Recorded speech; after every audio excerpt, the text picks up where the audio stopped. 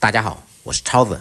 为什么你炒的米粉又粘又坨，而且又碎又不入味呢？今天教大家用最简单的方法炒出干香不油腻的米粉，让您在家也能做出大排档的味道。首先准备米粉放入大盆中，浸泡米粉可以用冷水，也可以用温水，但是最好不要用热水。用热水浸泡的米粉炒出来不筋道，而且容易碎。冷水提前浸泡3-4个小时，温水浸泡20分钟左右。利用这个时间准备配菜，一小把豆芽放入水中清洗干净，控水备用。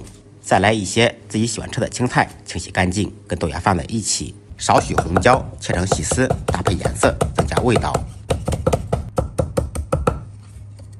切好以后放入碗中，再来一些小料，3-4粒大蒜，趁其不备，怕匀剁碎。大葱切成葱花，切好以后放入盘中。碗中单手打入1个鸡蛋，条件好的可以双手打2个，放入一点点胡椒粉，去除鸡蛋的腥味，用筷子搅拌均匀备用。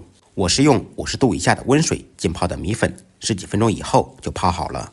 泡好的米粉把水倒掉，控干水分，这一步很重要，水分要控干，不然炒的时候容易粘锅。控干水分的米粉再次放入大碗中，放入一点葱油，搅拌均匀，这样炒出来更香，还不容易粘连。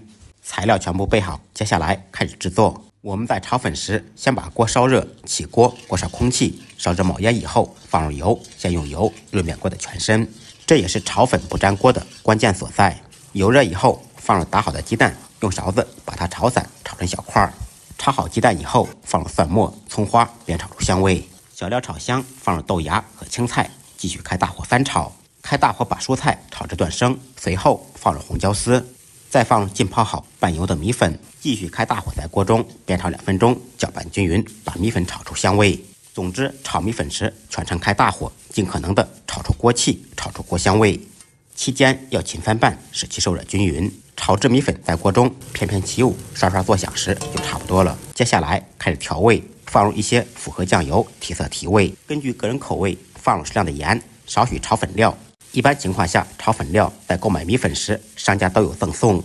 再次开启快速翻炒模式，使调料化开。按照我的方法炒的米粉不会粘锅，也不坨，非常筋道。出锅之前撒上葱花，翻炒均匀，起锅装盘。一道不粘不坨、干香入味的鸡蛋炒米粉就做好了。学会的同学点完赞，动起手来试着做一下吧。再忙再累，记得按时吃饭。下期视频见，拜拜。